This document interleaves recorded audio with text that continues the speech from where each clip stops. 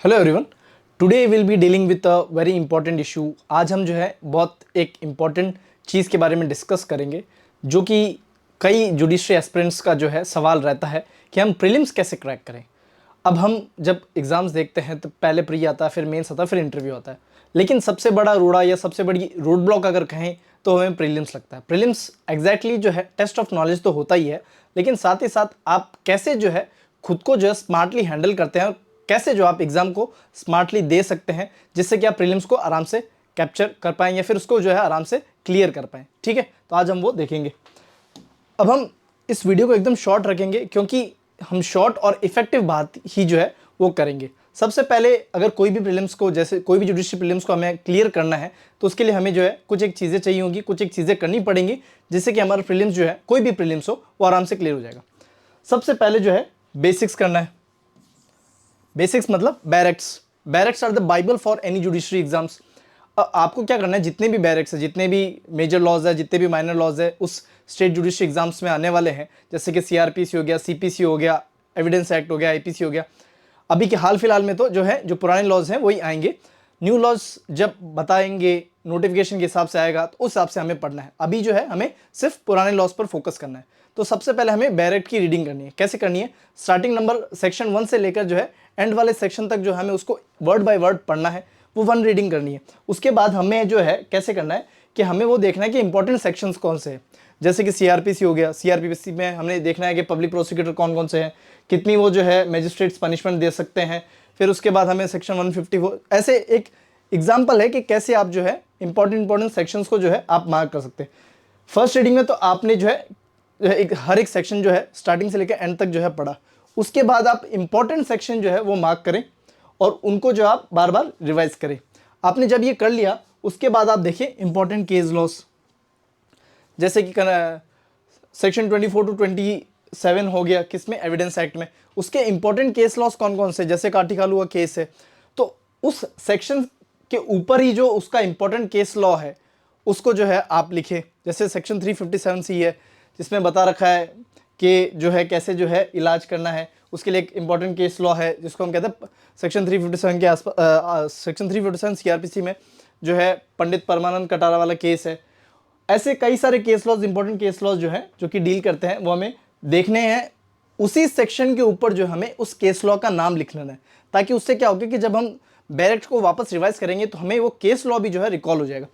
बैरेक्ट्स के साथ साथ केस लॉज पढ़ना भी बहुत ज़्यादा इंपॉर्टेंट है, क्योंकि कई बार केस लॉज के ऊपर जो है बहुत सारे क्वेश्चन आते हैं। ऐसा कोई जुडिशरी एग्जाम नहीं है जिसमें केस लॉज नहीं आते, तो केस लॉज जो हमें कवर करना इंपॉर्टेंट है।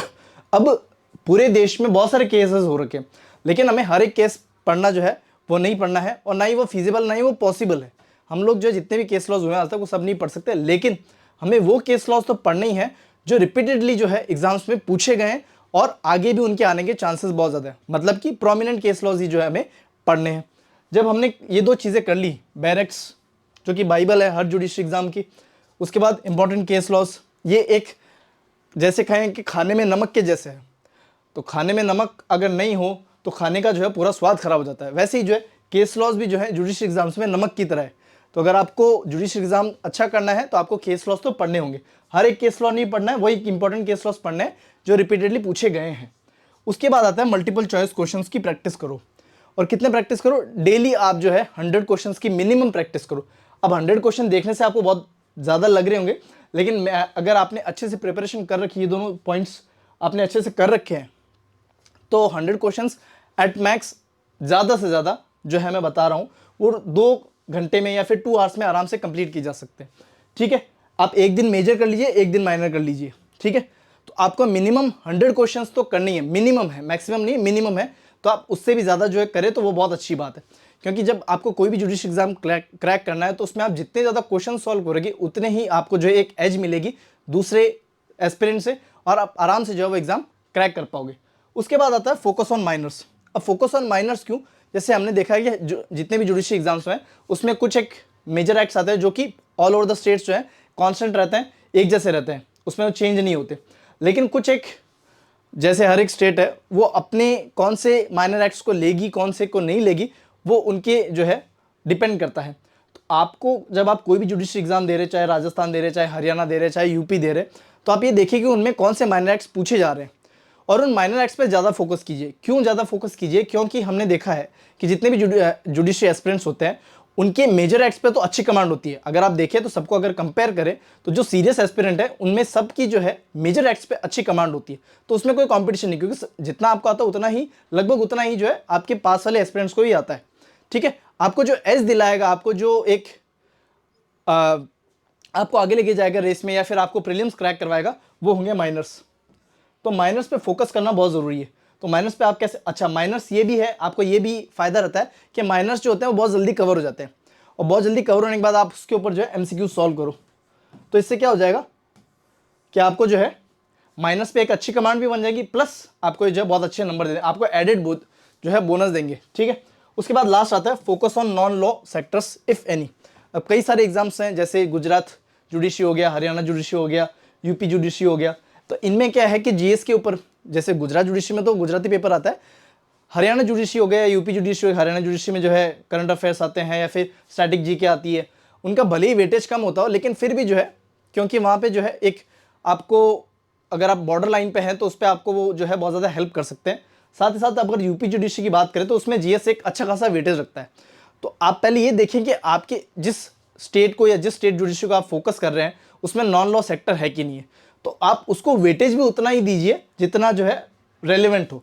अब क्योंकि हरियाणा, जैसे हम हरियाणा जुडिशरी की बात करें तो उसमें स्टैटिक जीके का पोर्शन जो है बहुत कम है, लॉ के हिसाब से तो बहुत कम है, लगभग 110 से लेके 115 के आसपास जो है हरियाणा जुडिशरी में लॉ के जो है क्वेश्चंस आते हैं।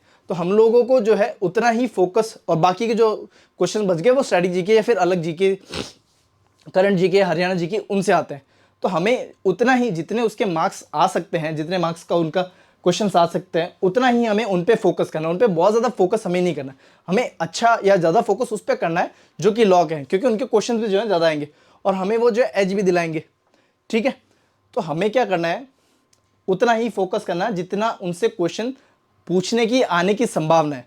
अब ये जो है 100% तो कोई नहीं कह सकता कितने क्वेश्चंस आएंगे, लेकिन जो पैटर्न देखा गया है ओवर द ईयर्स, उसके हिसाब से हमने जो है इस बात पे, इस कंक्लूजन पे, इस निष्कर्ष पे निकले कि आपको उतना फोकस करना चाहिए। तो एक बार हम क्विकली रिवाइज कर लेते हैं कि हमारी जो है स्ट्रैटेजी क्या रहनी चाहिए कोई भी प्रीलिम्स को क्रैक करने की। ये बात ध्यान रखिए कि प्रीलिम्स को क्रैक करना जो है बहुत टफ नहीं है, अगर आप एक स्मार्ट तरीके से जो है प्रोसीड करें, आगे बढ़े तो। पहला है बेसिक्स को रिवाइज करें। अगर आपने स्टार्टिंग की है तो सबसे पहले बेसिक्स आप अच्छे से पढ़ें, आप हर एक सेक्शन जो है ढंग से पढ़े। उसके, ये तो फर्स्ट रीडिंग होगी। सेकंड रीडिंग में आप क्या करें कि आप जो इंपॉर्टेंट सेक्शंस है, इंपॉर्टेंट सेक्शंस कौन से होंगे, आप प्रीवियस ईयर पेपर एनालिसिस करोगे या आप कहीं पे भी देखोगे तो आपको पता चल जाएगा इन सेक्शन से, इन पर्टिकुलर सेक्शन से जो बहुत ज़्यादा क्वेश्चन आते हैं। जैसे कन्फेशन वाला पार्ट हो गया एविडेंस एक्ट में, या फिर आईपीसी में आफ्टर 300 हो गए, 299 300 हो गए, या फिर सीआरपीसी में अलग अलग सेक्शंस हो गए। तो हमें एक बार पता चल जाता है कि इंपॉर्टेंट सेक्शंस कौन सा है, फिर इंपॉर्टेंट सेक्शंस पे ज़्यादा वर्क करो। ये सब हो गया। उसके बाद आप इंपॉर्टेंट केस लॉज लिख लो, और केस लॉज जो है अब अपनी बैरेक्ट में उस सेक्शन के ऊपर ही लिखो। ठीक है, जैसे एक पर्टिकुलर सेक्शन है, उसका इंपॉर्टेंट केस लॉ ये है, तो आप उस सेक्शन के ऊपर ही जो है ऊपर जो है वो केस लॉ लिखो। उससे फ़ायदा क्या होगा कि जैसे अभी बताया कि वो केस लॉ आपका रिवाइज हो जाएगा जब आप डायरेक्ट से वो सेक्शन जो है रिवीजन का कर रहे होंगे तब। उसके बाद आप multiple choice questions daily solve करो, minimum 100। This is a must, ये आपको जो है करना ही करना है, क्योंकि ये जो है आप जितना ज़्यादा सॉल्व करोगे, अच्छा डायरेक्ट्स में हम रिवाइज कितना भी कर ले, अगर हम एमसीक्यू सॉल्व नहीं करें तो हमें पता नहीं चल पाएगा क्वेश्चन पूछने का तरीका क्या होता है। कई बार क्या होता है, हमें आंसर आता है लेकिन क्वेश्चन पूछने का तरीका जो है एकदम अलग होता है, जिसके कारण हम जो आंसर नहीं दे पाते।